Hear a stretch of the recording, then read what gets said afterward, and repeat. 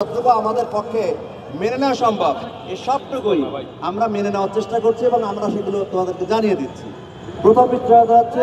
যে বর্তমান চলতি যে 24 এবং 25 শিক্ষাবর্ষ, এই শিক্ষাবর্ষ ভর্তির যে প্রক্রিয়া হবে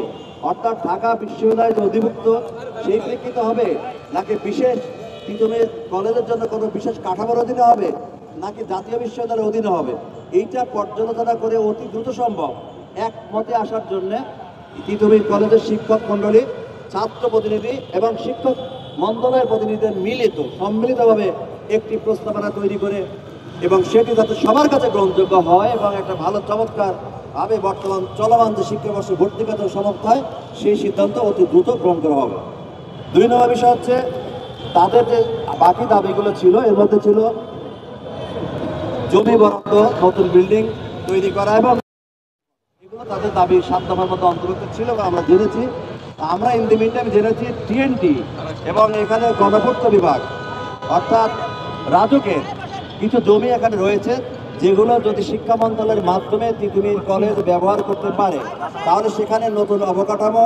এবং আবাসিক সুযোগ সুবিধা তৈরি করা সম্ভব। সেক্ষেত্রে শিক্ষা মন্ত্রণালয় বিশেষ করে সিনিয়র সচিব মহোদয় উনি ইতিমধ্যে এটা সম্মতি দিয়েছেন যে হ্যাঁ, আমরা অবশ্যই টিএনটি মিনিস্ট্রি এবং গণপূর্তর সঙ্গে অতি দ্রুত বসবো, বিশেষ করে এই জমি বরাদ্দ এটা কীভাবে পাওয়া যাবে সেই সংক্রান্ত বিষয়ে, এবং সেখানে যদি আবাসিক নতুন বিল্ডিং করার সুযোগ থাকে তাহলে সেক্ষেত্রে আমরা বিবেচনা করব। এবং একই সঙ্গে এখানে বাস নাই, ভালো মানের কোনো বাস না থাকার কারণে অনেক দূর থেকে ছাত্রদের কষ্ট করে আসতে হয়, অর্থাৎ এই জমি, আবাসন এবং পরিবহন সংকট নিরসনের জন্য আগামী 7 দিনের মধ্যে এই মন্ত্রণালয় একটা দৃশ্যমান অগ্রগতির ঘোষণা এই তিতুমির কলেজকে জানাবে, সবার সামনে প্রকাশ করবে। 3 নম্বর যে বিষয় সেটি হচ্ছে যে এখানে আসন সংখ্যা, অনেকে স্টুডেন্টরা চাচ্ছে যে আসন সংখ্যা বেশি হয়ে গেছে, ছাত্র ভর্তি বেশি কারণে পড়াশোনার মান ক্ষুণ্ণ হচ্ছে। সেক্ষেত্রে যৌক্তিক পর্যায়ে যাতে ছাত্র সংখ্যা সীমিত করা যায় সেক্ষেত্রে অতি দ্রুত বিশ্ববিদ্যালয় মঞ্জুরি কমিশন এবং ঢাকা বিশ্ববিদ্যালয় সমিতিভাবে সিদ্ধান্ত গ্রহণ করে। এরপর 2টা নতুন ডিপার্টমেন্টের কথা বলেছে, একটা ল আর একটা জার্নালিজম। এইটি যেহেতু ঢাকা বিশ্ববিদ্যালয় সহ ইউজিসি মানে সিদ্ধান্ত আসবে এবং শিক্ষা ক্যাডারের মধ্যে এই ধরনের কোনো সাবজেক্ট নাই, সেই কারণে এটি আরও পরীক্ষা পর্যবেক্ষণ করে সিদ্ধান্ত গ্রহণ করা হবে। এর পরবর্তীতে গবেষণাগার, ল্যাবরেটরি এবং লাইব্রেরিতে পর্যাপ্ত বরাদ্দ প্রদান করা হবে এগুলো মানবনয়নের জন্য এবং এটা অতি দ্রুত এই কার্যক্রম গ্রহণ করা হবে। এরপরে সিদ্ধান্ত হচ্ছে তিতুমির একটা বড়, শুধু নয় বাংলাদেশের অন্যতম বৃহৎ শিক্ষা প্রতিষ্ঠান, সেখানে শিক্ষক সংকট রয়েছে এবং বেশ প্রবল। আমরা আগামী 7 দিনের মধ্যে এই তিতুমির কলেজে পিএইচডি ডিগ্রিধারী যত সম্ভব কিংবা অভিজ্ঞ, সব দিক থেকে অভিজ্ঞ এই ধরনের শিক্ষক মণ্ডলীকে আগামী 7 দিনের মধ্যে তিতুমির কলেজে আমরা পোস্টিংয়ের ব্যবস্থা করব। শিক্ষা মন্ত্রণালয় থেকে এটা সিদ্ধান্ত গ্রহণ করা ইতিমধ্যে হয়েছে এবং আমরা আশা করি আগামী এই 15 জন শিক্ষককে অতি দ্রুত আমরা এই তিতুমির কলেজে পোস্টিংয়ের ব্যবস্থা করব। এরপর আর একটি বিষয় আছে 152 জন শিক্ষক নতুন পদ সৃষ্টির একটা প্রক্রিয়া ছিল, মন্ত্রণালয়ের বিভিন্ন ধাপে এটা হয়তো কিছুটা স্লো হয়েছে, যাতে এই তিতুমির কলেজের জন্য বিশেষ করে 150 জন নতুন শিক্ষক নিয়োগের যে প্রক্রিয়া কার্যক্রম শিক্ষকরা নিয়েছে এটা আরও ত্বরান্বিত করার জন্য আমরা উদ্যোগ গ্রহণ করব।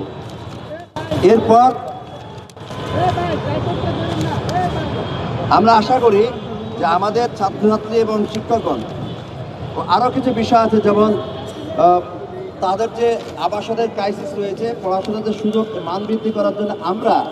এই তিতুমির কলেজের শিক্ষার মান ঠিক মতন আছে কিনা এবং দাবিগুলো ঠিক মতন বাস্তবায়ন হচ্ছে কিনা, সেক্ষেত্রে প্রিন্সিপাল মহোদয়ের নেতৃত্বে এবং তার সঙ্গে তারা ছাত্র প্রতিনিধিদের নিয়ে একটি টিম তারা গঠন করে দেবে, যারা সবসময় শিক্ষা মন্ত্রণালয়ের সঙ্গে কিংবা মাঝে মধ্যে বসে এই অগ্রগতিগুলো তারা পর্যালোচনা করবে, প্রয়োজনে এরা ছাত্রছাত্রীদেরকে শেয়ার করবে, যাতে কোনো ধরনের রাষ্ট্রের সঙ্গে, মন্ত্রণালয়ের সঙ্গে এবং কলেজের ছাত্রের সঙ্গে কোনো ভুল বোঝাবুঝি তৈরি না হয়। আমরা চাই না যে এই ধরনের একটা শিক্ষা প্রতিষ্ঠানের কারণে কেউ বিড়ম্বনায় পড়ুক, ছাত্রজন ক্ষতিগ্রস্ত হোক, সরকার বিব্রত হোক কিংবা আমরা কারোর কার্যক্রম বাধাগ্রস্ত হয়। সুতরাং এইটা প্রিন্সিপাল মহোদয়ের দায়িত্ব, শিক্ষক এবং ছাত্রদের নিয়ে একটা টিম করে দেবেন, যারা সরকারের এই সিদ্ধান্তগুলো বাস্তবায়নের ক্ষেত্রে তারা আমাদেরকে পরামর্শ নেবেন কিংবা ওভারসি করবেন। এই হচ্ছে আমাদের তোমাদের সঙ্গে আলোচনার প্রেক্ষিতে। আর একটা বিষয় হচ্ছে সেমিস্টার সিস্টেমে পড়াশোনার কথা তোমরা বলেছো, এইটা গ্রহণের সিদ্ধান্ত যাচ্ছে ঢাকা বিশ্ববিদ্যালয়, যেহেতু এখনো আমরা ঢাকা বিশ্ববিদ্যালয়ের অধিভুক্ত প্রতিষ্ঠান, সুতরাং এইটা সেমিস্টার সিস্টেমে পড়াশোনাটার অবশ্যই কিছু সুবিধা আছে। সেক্ষেত্রে অন্যান্য বিশ্ববিদ্যালয়ের সাথে সমন্বয় করে যদি এটা বাস্তবায়ন করা সম্ভব হয়, তাহলে অবশ্যই সেই বিষয়টিও পর্যালোচনা করবে এবং ইউনিভার্সিটি গ্রান্টস কমিশন যেটা কমিটি করেছে এবং ফিজিবিলিটি স্টাডি সহ বিশেষজ্ঞ কমিটি গঠন করেছে, আমরা দ্রুত সেই কমিটির কাছেও এই সেমিস্টার সহ অন্যান্য যে পদ্ধতির মাধ্যমে পাঠদান সহ পরীক্ষা এবং অন্যান্য শিক্ষা কার্য উন্নত হয় সেই প্রস্তাব আমরা ওনাদের কাছে রাখবো এবং তোমাদের পক্ষ থেকে সেটা আশা করি আবারও প্রয়োজনে লিখিতভাবে আমাদেরকে জানিয়ে দিলে এটা আমরা formally will try to take the decision and resolve the issues very quickly. এইটি হচ্ছে আমাদের শিক্ষা মন্ত্রণালয়ের পক্ষ থেকে আমাদের ছাত্রছাত্রীদের কল্যাণে এইটা হচ্ছে গৃহীত পদক্ষেপ সমূহ এবং ঘোষণা। আমি আশা করি এর পরবর্তীতে আমরা সবাই সমন্বয় চমৎকার একটা আন্তর্জাতিক মানের প্রতিষ্ঠান গড়ে তুলবো এবং আমাদের স্নেহের শিক্ষার্থীরা যে কষ্ট করেছে তাদের প্রতি আমরা আন্তরিকভাবে সহানুভূতিশীল এবং আশা করি এই সিদ্ধান্ত মেনে নিয়ে আজকে তারা এই যে তাদের চলমান ধর্মঘট এটা তারা প্রত্যাহার করবে, এটা আমাদের মন্তব্য বলবো। Thank you very much.